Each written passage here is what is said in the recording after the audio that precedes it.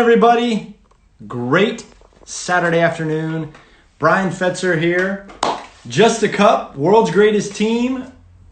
Incredible day lined up. We've got Deanna Price. She's going to be jumping on here very momentarily. World champion in the hammer throw. Excited to dig in and have a good conversation with Deanna. And then we got Steve and Tom coming on later on today. And man, great relaxing Saturday. It's gorgeous out here in Rhode Island. Deanna, Hi, good good morning. morning. Man, hey, we were talking about you, last night a bunch Oh, with John Delgado and April Thomas, and they couldn't say enough positive things about you. well, I appreciate that. They're really sweet. I know. I was like watching it a little bit. This morning I was watching. I was like, oh, it's like make me tear up. No, it's awesome. It's pretty amazing when you think about the sport of track and field and how you don't necessarily just instantly become a superstar. It takes time, and it's one of those things that you might not have had all this notoriety at a young age, but you develop. And that's, I think you went, okay, people that don't really know your background, not a massive university, a great school with great throwing tradition, Southern Illinois, but the hammer is not something that is a big athletic event in the United States in high school. No, it's not. So how did you pick up the hammer, and why did you pick up the hammer? So I was actually an all-state softball player, but whenever I transitioned to high school, set goal was to go to college to play ball. Sure. My whole family has had a long history of softball. My great aunt is 80, I think, and she's still playing softball internationally. Like, That's she awesome. travels all around the country playing ball. Like, it is like, so it was really taboo that I picked track over softball. But Wow. I made a pretty good decision. But I started track. So I did softball, basketball, volleyball, and track. But I did track to kind of just stay in shape to get ready for softball season. And I remember, my mom held the 800 record for Troy Buchanan High. And she was like, hey, I'd love you to break my record, The 800. The 800. Yeah. Okay. So I Just making sure. So freshman year, I weighed only about like 145 pounds to 150. I was pretty quick. I've never been like, how do I say? I've never been like athletic, but I just always have a really hard drive and just determination to do things. And I remember, trying out, and I'm joining the track team, and this girl comes up to me. Her name was Erin Cooper. And she's like, hey, I know your brother, Steven. You're not going to be a runner. You're going to be a thrower with. And I was like, okay, I'll give it a try. It's not a big deal. And all I remember is picking up the discus for this first time, winding it back, smacking it, and it went about 60, 80. And they were like, yeah, you're gonna do track. You're gonna be a thrower. I was like, okay. So I remember I went home to my mom and I was like, I'm so like intense on like training for softball and basketball and volleyball. I'm gonna just do track for fun. Well, I went to state my freshman year. And it kind of kept going. I'm just very competitive, I guess. So yeah, it was interesting, and I tried to get back to do the 800, and my coaches were like, no, there's something here that you're really good at throwing. And I think with the discus throughout my career, I went 149 feet with the discus, and then I threw the shot put 40-9, and so it was great. And what was nice is Erin Cooper is actually the daughter of Gary Cooper, and he at Troy Buchanan High, and he kept saying, come to my house, come to my house, come to my house. I want to show you something really cool. And I was like, no, I'm good. I'm going to go play softball. he got a hold of my parents, and you know, we went over to his house, and he literally had just a concrete slab in his front yard. And he comes up and he goes, "I want you to try this thing called a hammer." I'm like thinking a hammer. Right. He hands me this, you know, ball on a wire. He goes, "Wind it around your head and throw it." I wind it, and I hit myself right in the forehead with the handle. And I remember just dropping it, and I was like, "Yeah, I'm good. I don't want to do, you know, I'm good." And it was funny. It was really funny. But altogether, from my freshman year to my senior year, I had about 3 months of training the hammer. I just, you know, it wasn't till, you know, the end of my junior year that I realized that I wanted to do track and field. You know, they took softball out of the Olympics, so I was like, you know, there's always been that drive of wanting to be an Olympian, wanting to be an Olympian, but not really knowing the steps of how to take it. So I was like, well, yeah, I've been playing ball since I was 5. And I seemed like within the 3 months, I was throwing the hammer about 180 feet. And I was like, you know what, I'm going to get this track thing again. And I remember I had full ride offers for softball, full ride offers for track. And I remember taking a partial scholarship to Southern Illinois. There was just something there. It did happen to be a very tall gentleman with blonde hair, blue eyes. My husband now. So, you know, he definitely was a positive of coming to Southern Illinois, because I actually knew him since 2009. And we went on a couple dates. But since it was so far away, it just didn't ever work. Right. And actually, before I came to Southern, I was dating someone, and he was dating some girl. And whenever I got to Southern, he broke with his girlfriend in October. I broke with my boyfriend in November. But we gave it a good grace period. We were like, okay, as respect for others, you know. Right. We didn't start dating till May 15th. So we're like, okay, we're just gonna. Right. I was like, it's learning composure and learning, you know, patience. Exactly. Things that are great for athletes. We're good. Yeah, we've been together now since 2012, May 15th, but known each other since 2009. Oh, wow. So, hey, okay, describe the hammer for somebody that, you know, I mean, obviously a lot of people that are watching, I mean, they're track athletes and track coaches and track, you know, fans, but how would you describe the hammer to somebody that's not? Like when somebody says, you know, like, what do you do? So the best way to, how I've like learned to now say it is, you know, you're walking to a ring that's 7 feet in diameter. I was like, you are throwing an 8.8 pound ball on a 3 foot 11-inch wire. And I was like, you do 4 rotations on a heel toe, and you're going in one direction from linear backwards while spinning and getting this ball to get momentum. I was like, I have clocked it to ball speed at about 65 miles per hour. And you have to throw it between 2 doors, basically the opening of 2 doors, and while also trying to hit between 2 sector lines. And I would, you know, and I throw it 256 feet, 8 inches, which is 824.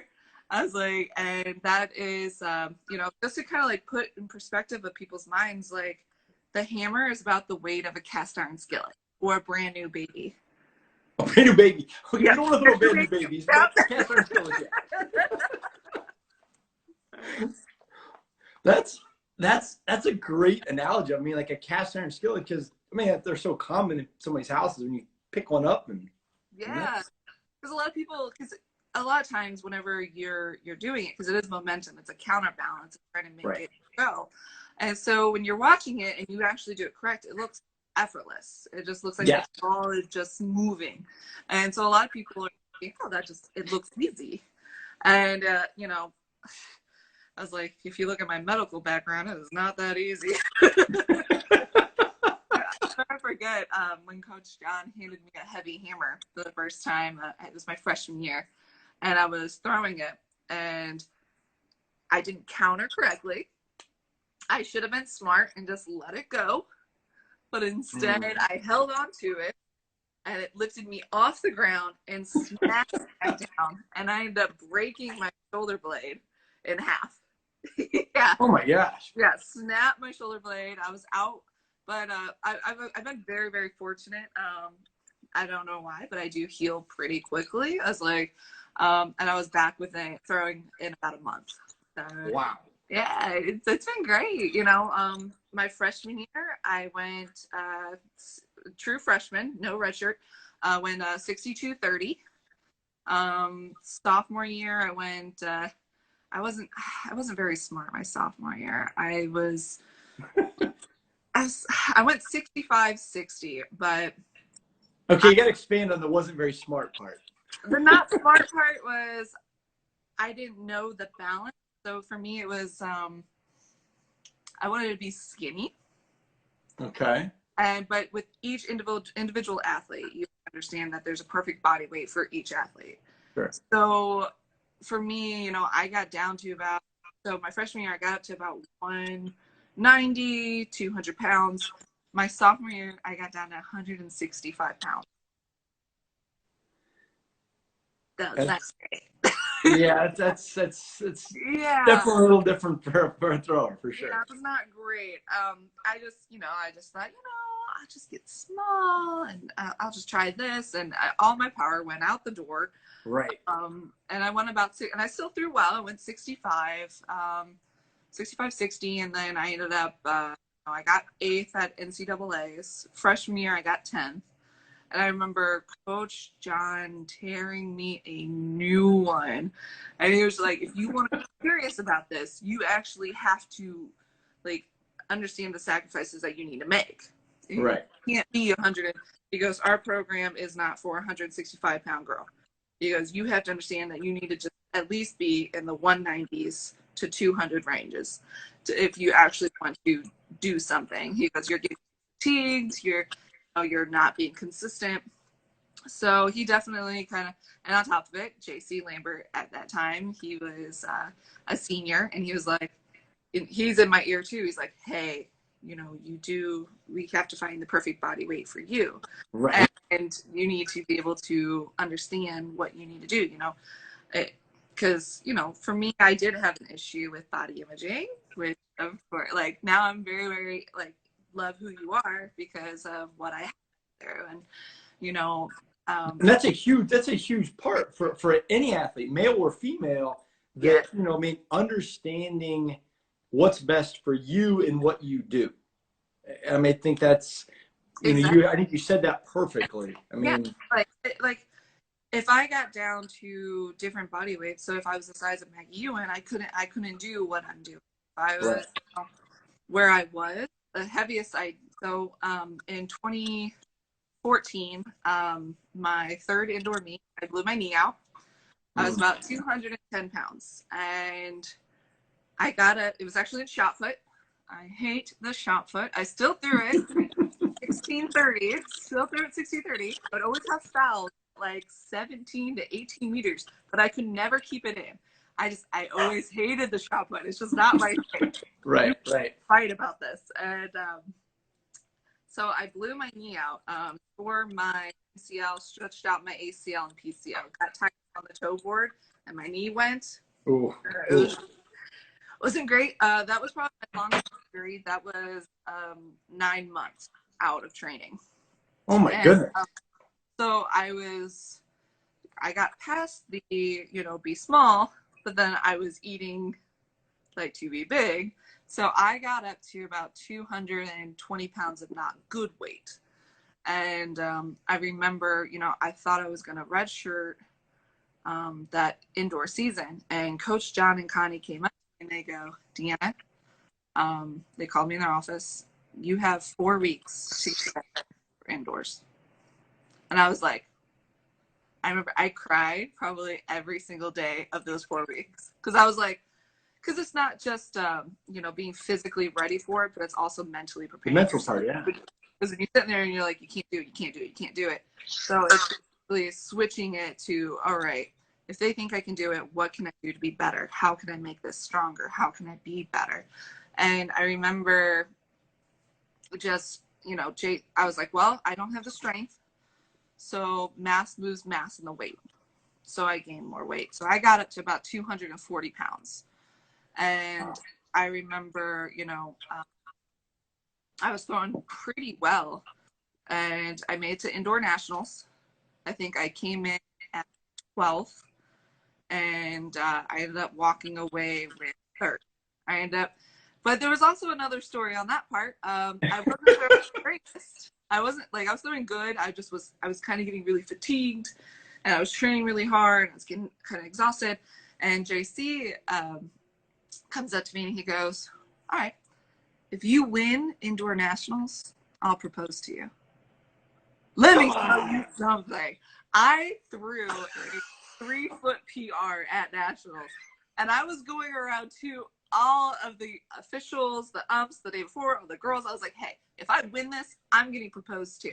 So I was in the lead all the way up to about I was in the lead to the 4th round, and I was like, "I want to win." I was like, "I want to win this." And I remember the power of persuasion. Holy smokes! It was great. It was really great. Because he was like, "You were sandbagging it." he was like, "You were just trying to go through the motions." And he goes, "And then you hit a whole new level." And I was like, "Well, I knew what I wanted. That I wanted to get engaged." That's awesome. That's one of the best stories I think I've ever heard. Oh, it was hilarious. Oh, it was so good. And it was funny because JC was there at indoor nationals and with Coach John, and JC is pale white because I'm in the lead going into finals, and he's just sitting there, and Coach John looks over and goes, "You have to keep your deal, right?" He's like, "How am I gonna find $5,000 to get her a ring?" And so it was really funny. It was great, and I walked away third, but I was close to JC. Hey, I mean, it's it counts. Close does count, right? Yeah. Well, it was funny when the one girl passed me. JC was like, he goes, "I literally had he goes, I wanted you to win, but at the same time, I was very grateful for that girl to throw farther than you." So he was Ida Storm and Kristen Peoples. So I was like, "Dang." I was like, next time. So I told him, I was like, "All right, make me a bet, outdoors. And he's like, "No, no bets. Experience." So the big point of that story is don't challenge you and make bets on things that you want. Yeah. I won't lie. Well, that's kind of what happened in Doha too. So I was gonna say, so is there's something to that in Doha? Because I mean, for you to win in Doha, I mean, not being the favorite, and kind of the way you did it, it was just an amazing. Yeah. I mean that is, for American hammer throwing. That I mean, be honest. I mean, the U.S. isn't known for the hammer in all the events in track and field. Shot put, yeah, some other throwing events, but the hammer is not, I am I remember the first big girl team I made was in 2015, and I got second place at 72.30. And it's funny because now that won't even get close to making the team. You have to throw over 75 to 70 meters. And I was kind of predicting this year that people would have to throw probably over 76 to probably to make the team, if that, to maybe even 77. And it's crazy because internationally people are really kind of recognizing and being like, whoa. But we haven't had the best show up at bigger meets. Right. One thing that JC, really wanted to ingrain in me, he's like, okay, there's qualifying. He goes, so what we made sure was that, I was as mentally and physically ready as possible. So at any given time that I could do this. And he was literally just, I mean, JC, he's really made me a way better athlete. I want to ask you just the dynamics, because, I mean, you hear about it sometimes, but a lot of times the spouse, coaching an athlete, it doesn't go real well but clearly, you know, I say clearly from a performance standpoint, it's been working with you. Yeah, it's been great. You know, what I say is like, if you could do it, you should do it, because I mean, he sees how I wake up. He sees what kind of mood I'm in. Yeah. You know, I'm a very emotional person. I am. I've always been. I wear my heart on my sleeve. I love It's a good hugs.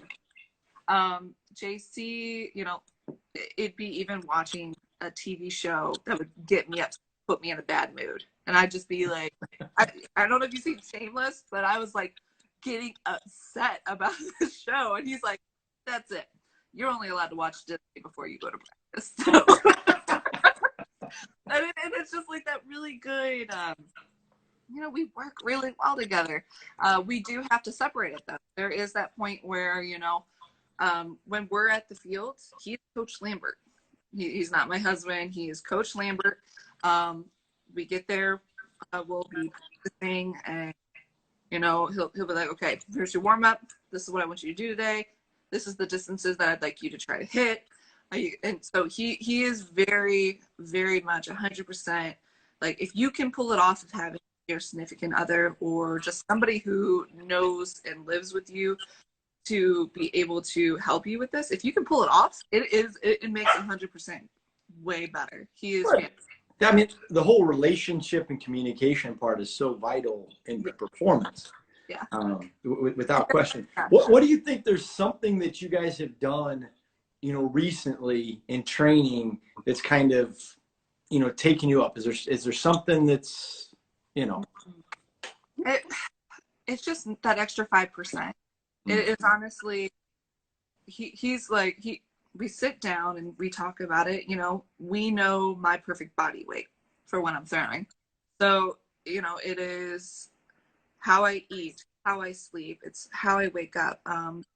You know, walking the dogs, you know, it is literally, he has made it to such a science of, he knows exactly, you know, I always say, like, I try to be a dumb athlete. I try to just be dumb. I go to practice. Yeah. Don't think about anything else. The only thing I'm thinking about is throwing. His job is to line everything up for me. And Right. he's like, you know, and there's moments that I'm like, man, before practice, I would really like a burger. I was just like, right.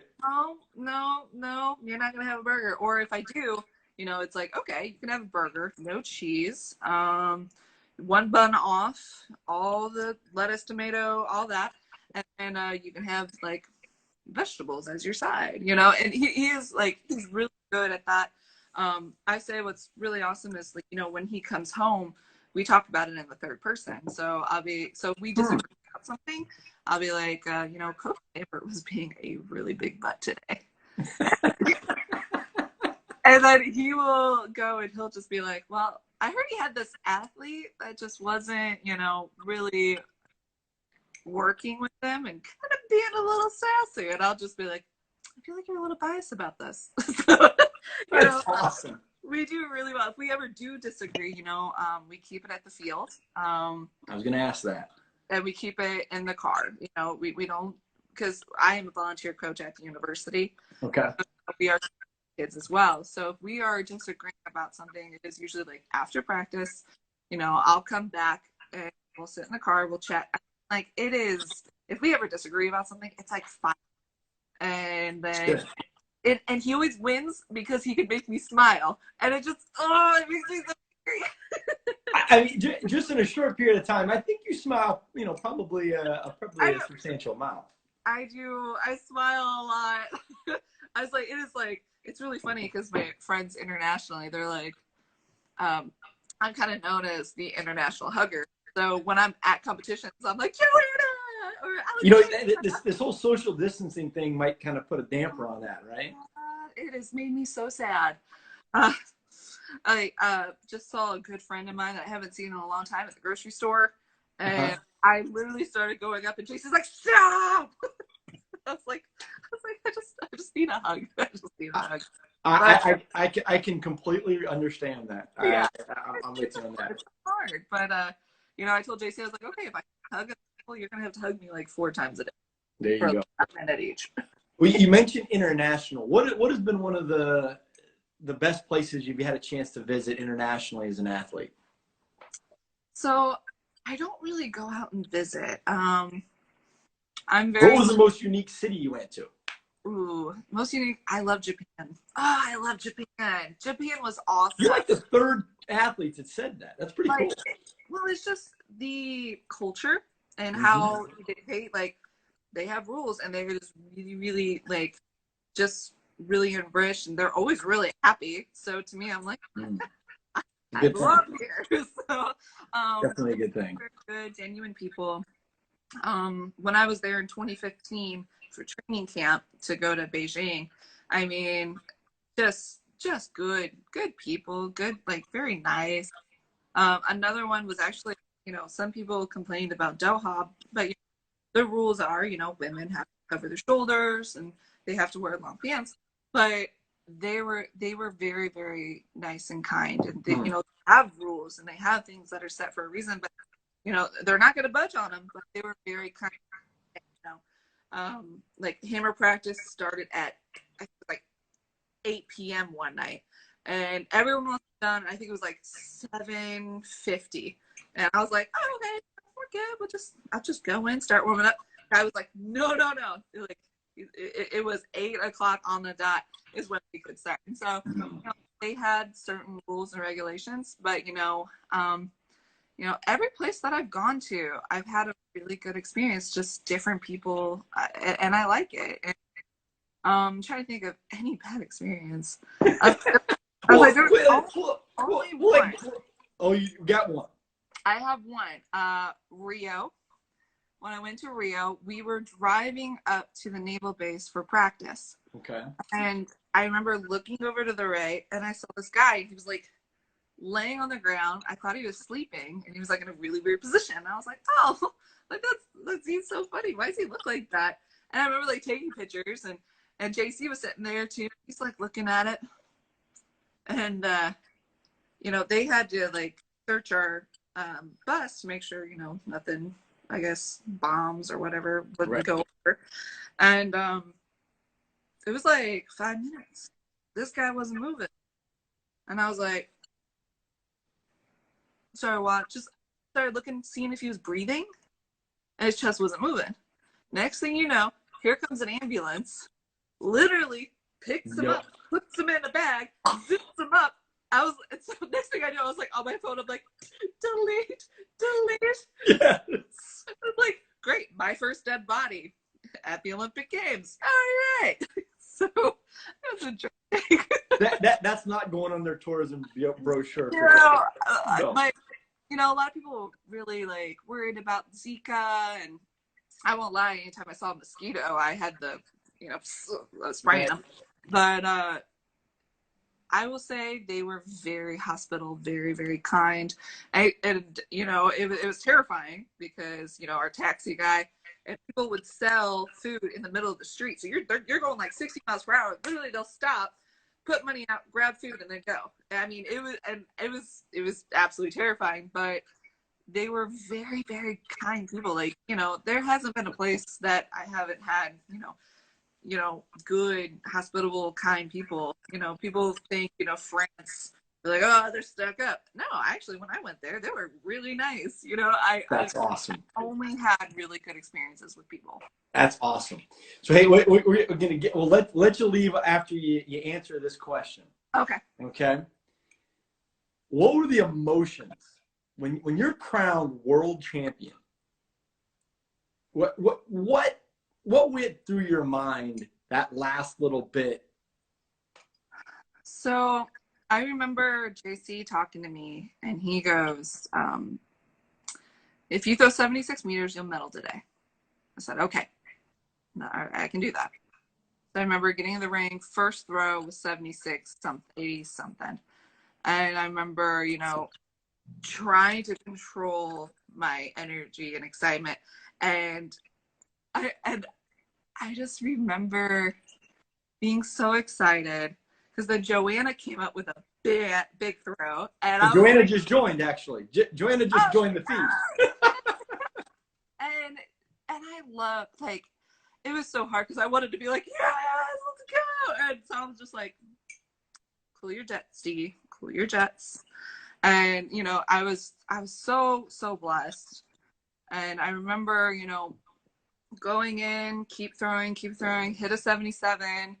And I remember the last round throw. And by this time, you know, they announced that you are, you know, you won. She like, this is our last round. I was like, okay, stay composed. You know, you still have a job to do. This is your job. Mm-hmm. So I just walked in. I took my last throw over 75. And I remember right at the release, I could just feel myself just like give away. And man, I am a big baby. I'm sorry. No, it's awesome. Hey, that's what these moments are about. Yeah, it was. There's been so many people that have, like, every time I step in the ring, I don't do it for myself, because if you do it for yourself, it's kind of lonely when you're at the end. Right. Mm-hmm. So when I was throwing, I could just feel just all that support. I could feel the love, and it was just something that I could finally give back. Like, I won this for you guys. I won this because, you know, all the hours, you know, my family, like, I've missed with them, you know, not being at holidays, not being at birthday parties, you know, my friends who, you know, are very understanding, you know, they're going out having fun, and I'm sitting there, hey, you know, my curfew's at 9:30, I'm going to go to bed. And everybody's been so kind and so wonderful, you know, starting out with John, you know, training with Jessica and Gwen when I was in college, you know, the support from SIU is just crazy. You know, I absolutely love my university because they are huge. There's only one dog, the Saluki, and it is interesting because, like, you travel around the world. I was in Canada, and literally a guy comes up and he goes, "I'm a Saluki," and I'm like, what? Like, you know, you travel around, and, you know, it's just that sense of pride, you know, when you're walking and you have Saluki on your shirt and people are like, oh yeah, I went to SIU. And it's just kind of, it's just that little rare experience. Yeah, we're mid-major, but just at that moment when I finally released that ball, it was just something that I can finally give back. You know, like I said, every time I step in the ring, it's not me, it's we. And that's why I always write on my arm, you know, I write myself 3 cues for the day, and I write, who am I doing it for? What's the purpose and why? And wow, and awesome. I ask myself that question every day. It changes every day. And the day I can't answer the questions is the day that I retire for track and field. Wow, man. I'll tell you what, this has been one of the best conversations I've had in a long time. I mean, hey, if advertisers are out there and they want somebody that has got an amazing, just outgoing personality, you're it. Oh, thank you.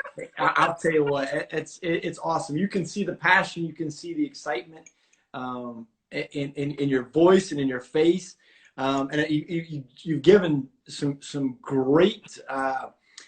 You know, thought process, I think, for a lot of throwers. And I think it's, you know, young athletes look up, and then also competitors look to each other. And you're just amazing. Deanna. Like, we're all family. And that's what it is. It's a family. You know, when you are competing, it's not just you yourself. You know, we're all trying to be better. We're all trying to be supportive. And that is what makes track and field great. It's not only reaching your own goals, but it's inspiring someone else for theirs. It is making sure that, you know, the legacy that you leave behind is to impact someone else to be better. I want somebody, I don't want to be remembered as just a world champion. I want to be remembered as a good person, somebody who is nice, somebody kind, somebody who gives really good hugs, you know, like, these are little things that I want to leave behind, because records are meant to be broken. True. But what you impact on people is what will last. Man, you have some sound bites. Like, news media going to want to take this conversation, cut it up, and make some sound bites for you. Hey, it was great to have you on Just a Cup with World's Greatest Team. Deanna Price, world champion, 2019 Doha, hammer throw. Thank you. I appreciate you so much. Hey, it was like I said, this was one of my favorites. Yeah, I I'm so I, glad. I don't think I could have had a better cup of coffee and chatted with somebody. You know, that's Yeah. what I was like, we're coffee buddy drinking right now. Like, this is great. Hey, that's the whole thought process. Exactly. Yeah. Have a great one, and we will talk to you a little bit later. See ya. Bye.